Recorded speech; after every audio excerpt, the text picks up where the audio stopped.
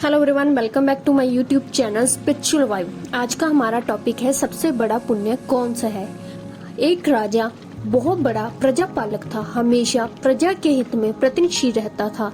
वह इतना कर्मठ था कि अपना सुख ऐशो आराम सब छोड़कर सारा समय जन कल्याण में ही लगा देता था।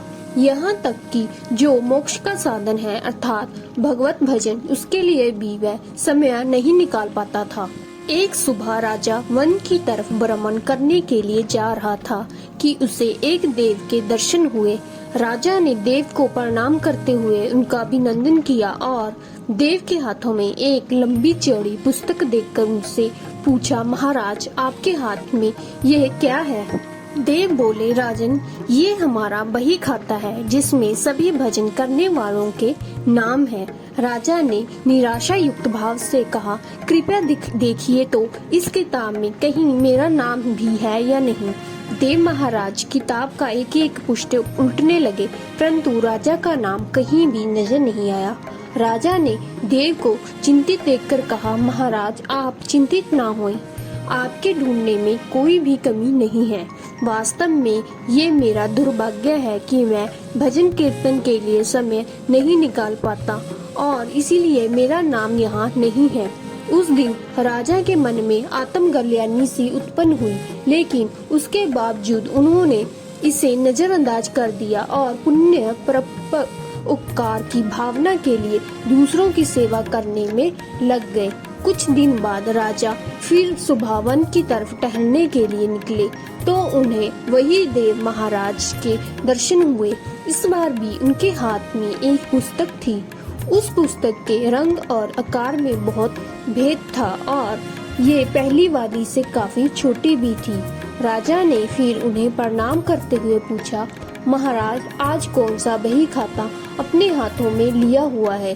देव ने कहा, राजन आज के बही खाते में उन लोगों का नाम लिखा है जो ईश्वर को सबसे अधिक प्रिय है। राजा ने कहा, कितने भाग्यशाली होंगे वे लोग, निश्चित ही वे दिन रात भगवान के भजन में लीन रहते होंगे। क्या इस पुस्तक में कोई मेरे राज्य का भी नागरिक है? देव महाराज ने बही खाता खोला और ये कहा, पहले पन्ने पर पहला नाम राजा का ही था। राजा ने आश्चर्यचकित होकर पूछा, महाराज मेरा नाम इसमें कैसे लिखा हुआ है? मैं तो मंदिर भी कभी कभार जाता हूँ। देव ने कहा, राजन इसमें आश्चर्य की क्या बात है। जो लोग निष्काम होकर संसार की सेवा करते हैं, जो लोग संसार के उपकार में अपना जीवन अर्पण करते हैं, जो लोग मुक्ति को लोभ भी त्याग कर प्रभु को निर्बल संतानों की सेवा सहायता में अपना योगदान देते हैं, उन त्यागी महापुरुषों का भजन स्वयं ईश्वर करता है। हे राजन, तू मत पूछना कि तू पूजा पाठ नहीं करता, लोगों की सेवा कर।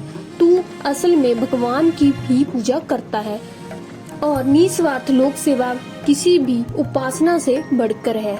देव ने वेदों के उदाहरण देते हुए कहा, कर्म करते हुए 100 वर्ष जीने की इच्छा करो तो कर्म बंधन में लिप्त हो जाओगे। राजन भगवान दीन दयालु हैं, उन्हें खुशामद नहीं बल्कि आचरण भाता है।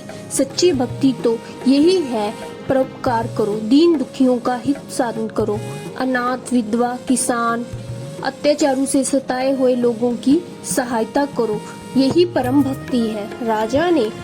राजा को आज देव के माध्यम से बहुत बड़ा ज्ञान मिल चुका था और अब राजा भी समझ गया कि परोपकार से बड़ा कुछ भी नहीं।